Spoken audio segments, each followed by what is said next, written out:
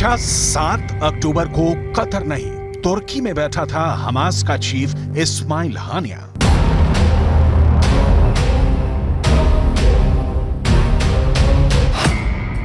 क्या 7 अक्टूबर को तुर्की में बैठकर इजरायल में खून खराबे का जश्न मना रहा था हानिया?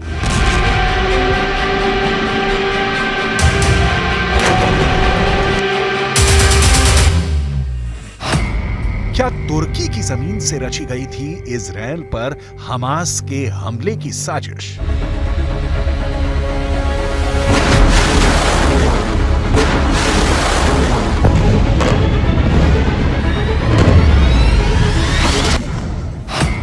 क्या तुर्की के राष्ट्रपति एर्दोगान ने सुनाया था हमास को इजरायल में कत्लेआम मचाने का फरमान?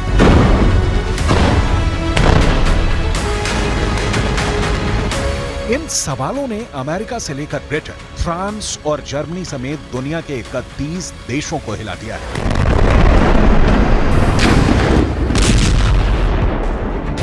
पूरे के पूरे नाटो में हड़कंप मच गया है। तुर्की ने एक बार फिर नाटो देशों का ब्लड प्रेशर बढ़ा दिया है। नाटो को तुर्की वो विभीषण बनता दिखाई दे रहा है जो उनके 74 साल पुराने सैन्य गठबंधन की कब्र खोद सकता है।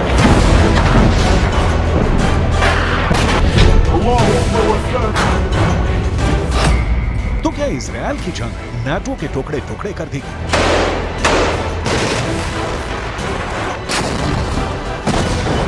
जिस नाटो की बुनियाद करीब 2 साल से जारी यूक्रेन के युद्ध में नहीं हिली, उसके वजूद पर महज 2 महीने पहले शुरू हुई गाजा की लड़ाई ने तलवार लटका दी है और नाटो का सबसे बड़ा दुश्मन बनकर खड़ा हो गया है खुद नाटो का सदस्य तुर्की।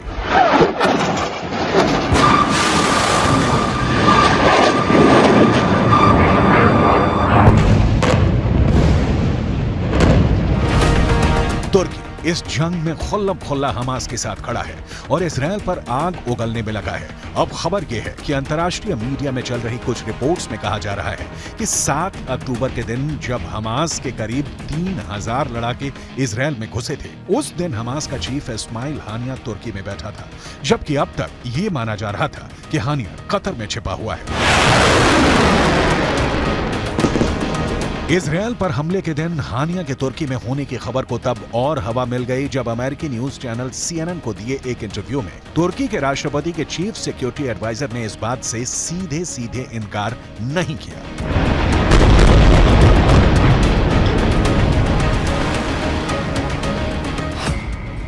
उन्होंने इंटरव्यू में कहा कि वो नहीं जानते कि 7 अक्टूबर को हानिया कहां था।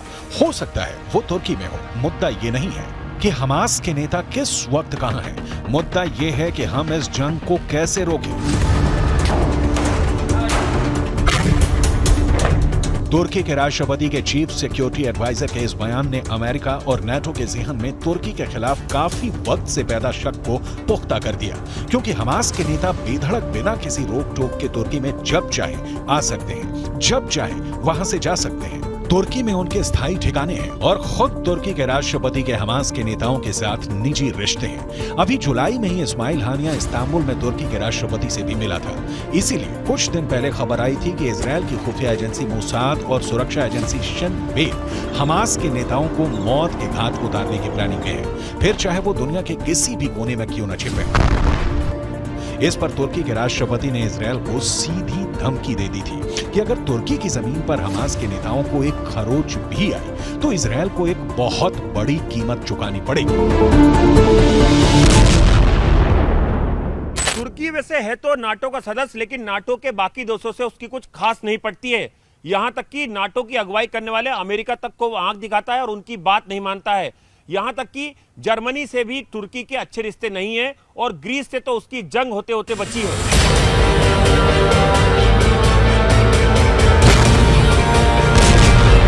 नाटो देश जो रास्ता पकड़ते हैं तुर्की उससे बिल्कुल उल्टी चाल चलता है। यूक्रेन के युद्ध में भी तुर्की ने यही किया। नाटो देशों ने रूस पर प्रतिबंध लगाए, मगर तुर्की ने रूस पर प्रतिबंध लगाना तो दूर, तुर्की के राष्ट्रपति ने पुतिन से रिश्ते भी नहीं तोड़े और रूस से गैस खरीदनी भी जारी रखी। अब गाजा की जंग में भी तुर्की का स्टैंड नाटो के स्टैंड से बिल्कुल अलग है।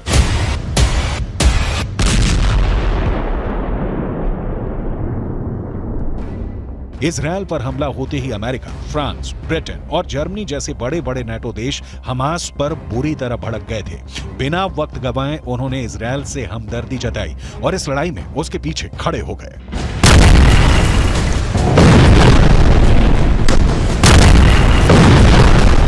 हमले के चंद दिन के अंदर अमेरिका के बाइडेन, फ्रांस के इमैनुअल मैक्रों, ब्रिटेन के ऋषि सुनक और जर्मनी के ओलाफ शॉल्ज इजरायल का साथ देने, उसका हौसला बढ़ाने के लिए सीधा इजरायल पहुंचे और हमास को मिट्टी में मिलाने की कसम खा ली। मगर तुर्की के राष्ट्रपति रेजेप ताइप एर्दोआन ने तो इजरायल को ही आतंकी देश बता दिया है। वो इजरायल पर तमतमाए हुए हैं। इजरायल के प्रधानमंत्री बेंजामिन नेतन्याहू को गाजा का कसाई बुला रहे हैं। एर्दोआन तो यहां तक कह चुके हैं कि नेतन्याहू ने गाजा में जिस बेरहमी से मासूम लोगों को मौत के घाट उतारा है, उसके लिए इंटरनेशनल क्रिमिनल कोर्ट में उन पर युद्ध अपराध का मुकदमा चलेगा।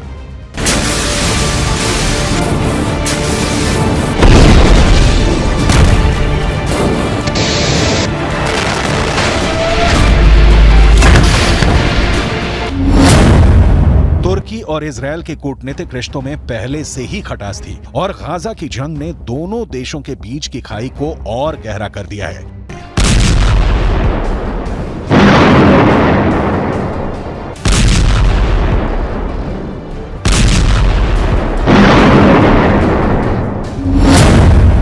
अमेरिका ने हमास को आतंकी संगठन घोषित किया हुआ है, मगर हमास तुर्की का दोस्त है। दोनों के रिश्ते बरसों पुराने हैं। तुर्की में मुस्लिम आबादी बहुसंख्यक है और फिलिस्तीन भी अरब मुस्लिम है और खुद तुर्की के राष्ट्रपति एर्दोआन तो फिलिस्तीन के कट्टर समर्थक रहे हैं। उन्होंने हमेशा फिलिस्तीन की अलग देश की मांग का समर्थन किया है।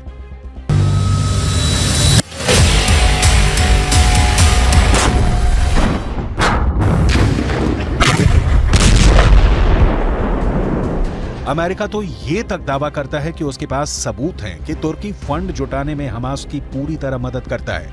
इस वजह से अमेरिका तुर्की पर हमास के रिश्ते तोड़ने का जबरदस्त दबाव बनाने में लगा है, मगर तुर्की के सिर पर तो जू तक नहीं रेंग रही है।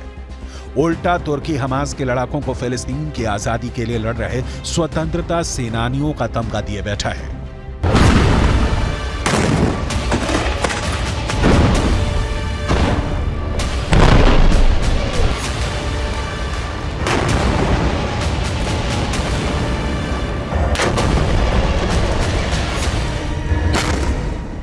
तुर्की कहता है कि वह हमास के नेताओं से इसलिए बातचीत करता है क्योंकि वह जंग रुकवाना चाहता है और शांति चाहता है। यहां तक कि जब अमेरिका के राष्ट्रपति बाइडेन और एर्दोआन की फोन पे बात हुई तो एर्दोआन ने उन पर ही गाजा की जंग रुकवाने का दबाव डाल दिया।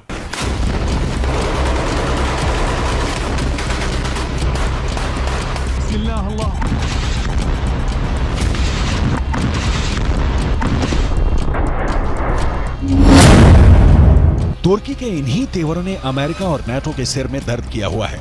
इसलिए सवाल यह है कि फिर भी अमेरिका तुर्की के आगे बेबस क्यों है? क्यों वो तुर्की के नखरे सह रहा है? तो ये बात है कि अमेरिका और नाटो का तुर्की के बिना गुजारा नहीं और तुर्की उनकी इस मजबूरी का फायदा उठाने में लगा है।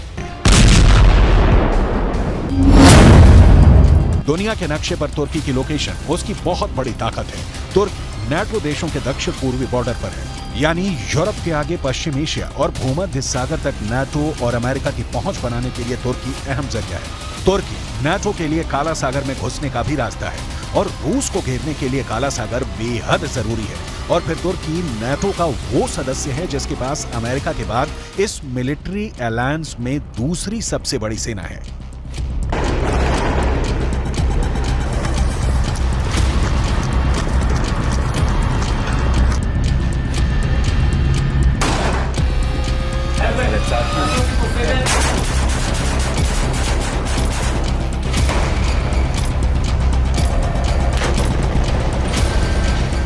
और तो तुर्की नाटो के लिए जमीन पर और समंदर में भी अड्डे मुहैया करा सकता है। ऐसे में नाटो और अमेरिका तुर्की जैसे देश को खोने का खतरा नहीं उठा सकते, क्योंकि उनके रूस और चीन जैसे सबसे बड़े दुश्मन तुर्की को अपने खेमे में लेने के लिए तैयार खड़े हैं।